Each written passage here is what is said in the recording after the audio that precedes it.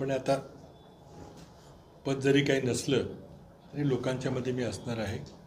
लोकांचे प्रश्न घेऊन सरकारला धारेवर जाण्याचं काम आमचं जे आहे ते मी करणार आहे. 2-3 गोष्टी आहेत. आम्ही 2 दिवस प्रांतिकच्या बैठका घेतल्या. एक दिवस विजयी उमेदवारांचा सत्कार आणि ज्येष्ठ नेत्यांच्याबरोबर चर्चा, आणि दुसऱ्या दिवशी सर्व उमेदवारांची चर्चा आम्ही मुंबईमध्ये केली. त्यामध्ये एक निर्णय झाला की एकाही उमेदवाराने या निकालाबद्दल समाधान म्हणण्यापेक्षा विश्वासार्हता दाखवली. ते निवडून आलेल्यांनी सुद्धा सांगितलं की यांचं एवढं कमी मार्जिन शक्यच नाही. आता ते प्रत्येकाने आपापली मतं मांडली आणि त्यातून मग असं ठरलं की या पुढच्या निवडणुका या मशीननं न घेता पेपर बॅलेटने घ्यावा. तसं जगातल्या सर्व राष्ट्रामध्ये, प्रगत राष्ट्रामध्ये देखील EVMचा प्रयोग करून बघितल्यानंतर ते सगळ्यांनी तो सोडून दिला. विशेषतः जर्मनीचं उदाहरण आहे. आणि ते आपल्या देशात म्हणजे आता एकच आता प्रगत असं मोठं राष्ट्र आहे, मोठी लोकशाही आहे जिथं EVMचा हट्ट धरला जातो. त्यामुळं आम्ही पुढच्या निवडणुका या पेपर बॅलेट पद्धतीने घ्याव्यात याबद्दल एक मोठं आंदोलन, देशव्यापी आंदोलन आम्ही सुरू करतो आहे. त्यामध्ये साक्षरी मोहीम हा एक भाग आहे ज्याच्याबद्दल आम्ही चर्चा आज करणार आहोत. विषय असा आहे की निकाल अनपेक्षित होता. 4 लोकसभा निवडणुकीच्या 3-4 महिन्यामध्येच इतका मोठा टर्नओव्हर झालेला. कशामुळे झाला, काय झाला, त्याची जी कारणं सांगितली जातात ती खरंच ती कारणं होती का, याचे विश्लेषण आमचं चालू आहे. आता पराभव झालेला उमेदवार नेहमीच असं म्हणतो की काहीतरी दुसरं कारण होतं, माझी काही चूक नव्हती. पण असं काय नाही. आम्हाला आमचं विश्लेषण आणि आमचं आत्मपरीक्षण ते करावंच लागेल. दिल्लीलाही CWCची मीटिंग झाली, त्यामध्ये काही निर्णय घेतले गेले. पण एक गोष्ट निश्चित आहे की ज्या घटना मार्कवाडीमध्ये झाल्या, लोकांनी तिथे या निवडणुकीच्या निकालावर एक आश्चर्य व्यक्त करत, अविश्वास व्यक्त करत एका प्रकारे पेपर बॅलेट घेण्याचा प्रयत्न केला. माझ्या मतानं मार्कवाडीला तिथल्या ग्रामस्थांनी जे केलं ते ग्रामसभा होती. नागरिक म्हणून त्यांना अशा प्रकारे सभा घेण्याचा संपूर्ण अधिकार आहे. तिथे शासनानं जी दडपशाही करून खटले भरणं, लोकांना धमक्या देणं की तुमच्या मुलांना आम्ही जर खटला भरला तर तुम्हाला कॉलेजला ॲडमिशन मिळणार नाही, नोकरीमध्ये त्याचं रेकॉर्ड खराब होऊन जाईल, करू नका. तरीही अनेक लोकांच्यावर खटले भरले गेले. मला वाटतं हे ब्रिटिश काळामधले दडपशाहीपेक्षा वाईट आहे. हा नागरिकांचा मूलभूत आणि प्राथमिक अधिकार आहे की ग्रामसभा घेणं, एकत्र बसणं आणि काही निर्णय घेणं. आता शासनानं आणि मुख्यमंत्र्यांनी, आता त्यांच्याकडे बहुतेक वेळ खातं पण येईल असं वाटतंय, मुख्यमंत्र्यांनी आम्हाला पहिल्यांदा सांगितलं पाहिजे की तिथल्या लोकांनी कुठला कायदा मोडला. आता याकरता कोर्टात जायला पाहिजे का? माझं स्पष्ट मत आहे, कोर्टाचा यामध्ये काही संबंध नाही. हा विषय एक नागरिक म्हणून तिथल्या लोकांचा, एक नागरिक म्हणून माझा, एक नागरिक म्हणून नानांचा किंवा डॉक्टरांचा हा नागरिक म्हणून अधिकार आहे. आणि आमचा विषय फक्त निवडणूक आयोगाशी आहे. सुप्रीम कोर्टात यामध्ये कुठेही प्रश्न येत नाही, हायकोर्टाचा प्रश्न येत नाही. तर निवडणूक आयोगाला हायकोर्टात जावं लागलं तर त्याने जावं. आम्ही बिलकुल जाणार नाही, म्हणजे मी तरी जाणार नाही, तर पक्ष काय ठरवून माहिती नाही. हा सगळा विषय काय आहे तर निवडणूक आयोगाचं कर्तव्य, घटनात्मक कर्तव्य हे free and fair election conduct करणं, पारदर्शक निवडणुका घेणं, आणि अशी प्रक्रिया राबवणं की ज्या प्रक्रियेवर प्रत्येकाचा विश्वास असेल. आज या प्रक्रियेवर लोकांचा विश्वास राहिलेला नाही. आता किती टक्के लोकांचा विश्वास आहे, कितीचा नाही, यात मला जायचं नाही. पण जरी एका व्यक्तीचा विश्वास नसेल तरी निवडणूक आयोगाने त्याची गंभीर दखल घेतली पाहिजे. जर्मनीमध्ये एक व्यक्ती कोर्टात गेला, हे इलेक्ट्रॉनिक पद्धत बंद करा म्हणून. कोर्टाने सगळे पुरावा ऐकले, सगळे दोन्ही बाजू ऐकल्या आणि शेवटी निवडणूक आयोगाला निर्देश दिला की बिलकुल इलेक्ट्रॉनिक पद्धत बंद करा. माझा नागरिक म्हणून जो अधिकार आहे तो निवडणूक आयोग दडपू शकत नाही. आणि विशेषतः कोर्टाची भीती दाखवून किंवा पोलीस यंत्रणेची भीती दाखवून बिलकुल दडपू शकत नाही. जेव्हा आम्ही या यंत्रणेवर एक गैरविश्वास दाखवला किंवा आमचं समाधान झालं नाही असं म्हटलं, त्यावेळेला निवडणूक आयोगानं तुमच्यावर कारवाई करून सांगितलं.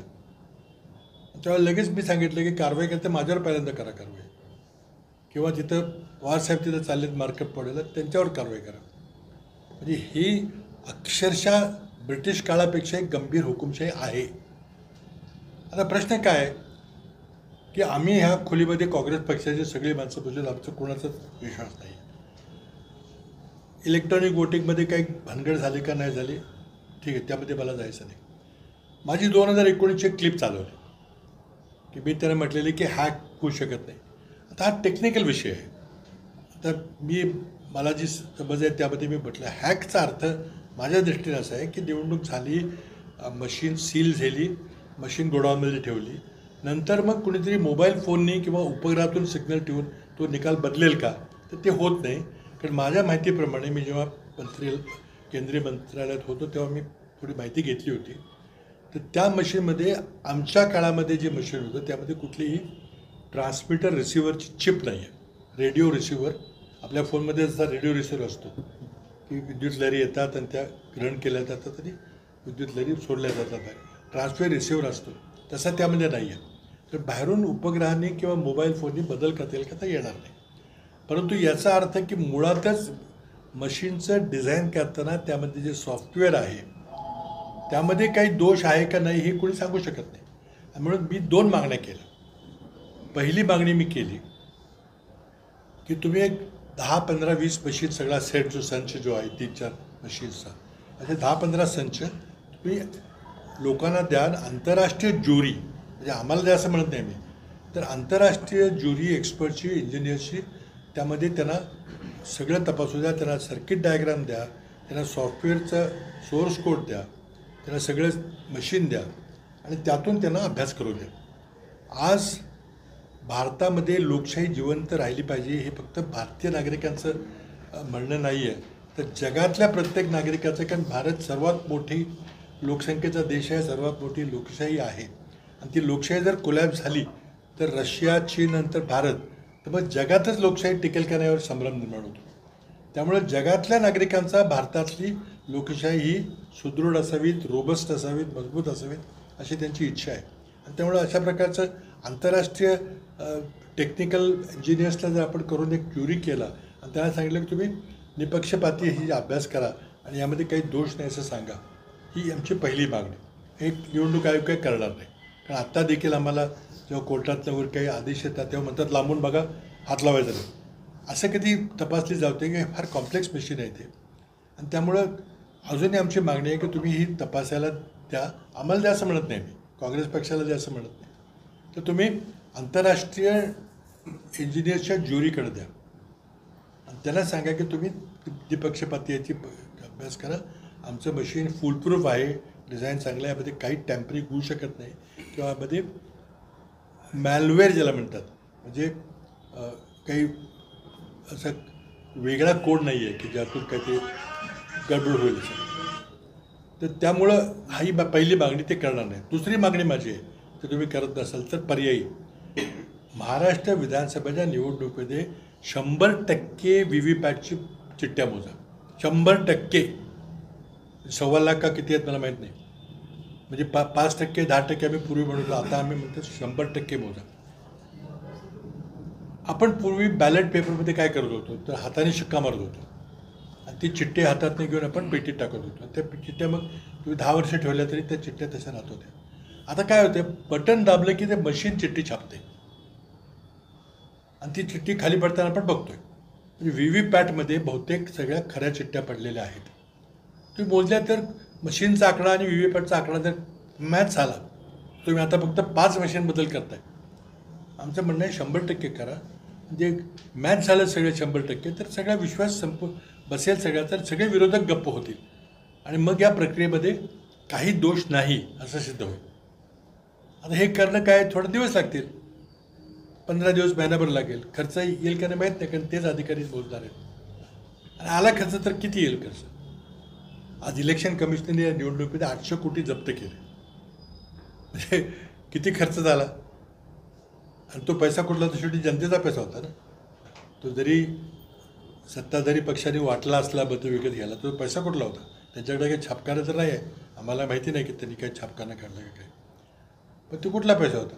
मग तुम्हाला आता ह्या चिठ्ठ्या मोजायला खर्च आला तर काय बिघडलं? माझी मागणी आहे की खरंच तुम्हाला जर निवडणूक प्रक्रियेमध्ये इलेक्ट्रॉनिक मशीनच्या निवडणूक प्रक्रियेमध्ये विश्वास जनतेचा निर्माण व्हावा किंवा जे शंका आहे ती शंका समाप्त व्हावी असं वाटत असेल तर 100% मोजणी करा. आता इतर लोक काही इतर करतात. आता त्यामध्ये मला वाटतं पवारसाहेब काही बारकं पडले चाललेले आहेत, तिथं आता आंदोलन करायला पाहिजे. आणि त्यामुळं मला वाटतं की सरकारला या इलेक्ट्रॉनिक वोटिंग मशीन पद्धतीवर काय लपवायचं आहे. मार्केटवाडीमध्ये जर पोल झाला असेल तर तुम्ही काय काय तुम्हाला कशाची भीती आहे? किंवा मी जी मागणी करतो आहे की 100% VVPAT तुम्ही मोजा. तुम्ही मोजायला काय अडचण आहे? पैसे लागतात, वेळ लागेल, सरकारी नोकऱ्यांचं इतर काम आहे म्हणून त्याला काय होणार 2 दिवसात चिठ्ठ्या मोजून होतील. मग का करत नाही? तुम्हाला काय लपवायचं काय हे जनतेच्या मनामध्ये संशय आलेला आहे आणि तो चांगला नाही.